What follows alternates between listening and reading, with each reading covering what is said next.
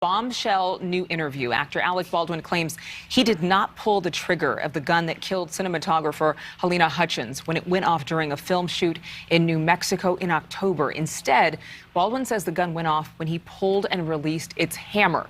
We're joined right now by Steve Wolf, a film weapons expert. Thank you so much, Steve, for being with us. So the big question is that we're trying to figure out, can a gun fire when you don't actually physically pull the trigger? Well, that's a great question, and I would like to answer that for you. A gun like a period piece, this is exactly the same gun that they used on this set, can be fired in two different ways. One, you can pull the hammer back and then press the trigger, which if you watch closely, you'll see is a very minute act that an actor might not be aware that he had done.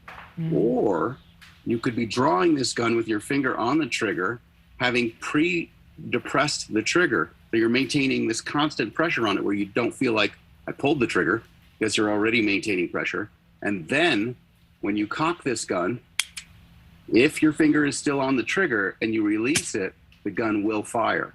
And this sounds consistent with what he's describing because he doesn't remember pressing the trigger. So if he already had his finger on it and he pulled the hammer back and then released it, it would have fired. Even without the intention or without the real conscious knowing that he had actually pulled the trigger inadvertently. That's right. But what he was conscious of, because he discussed it, was that he was pointing the gun at someone. And for some reason, he's created this fifth phantom rule of gun safety.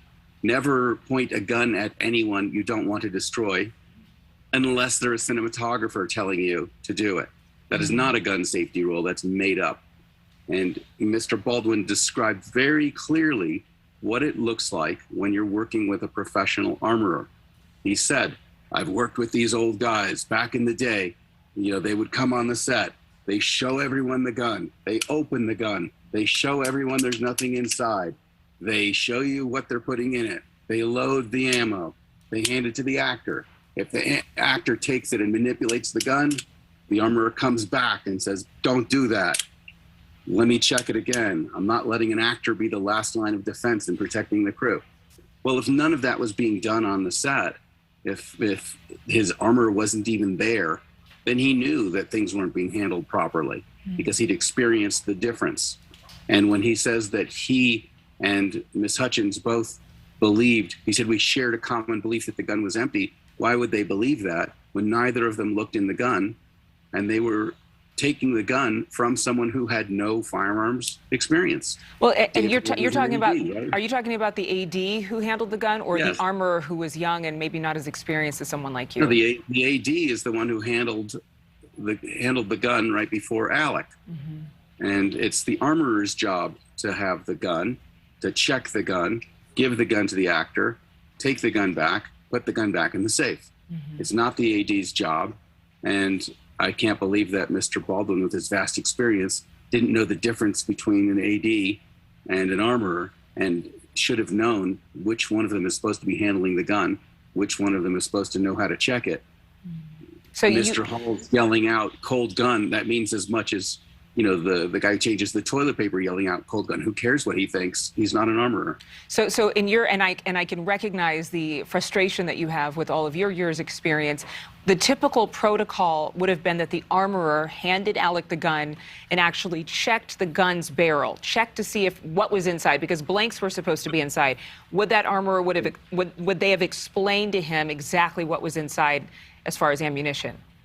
Yes, they would not necessarily have checked the barrel, but they would have checked the chambers.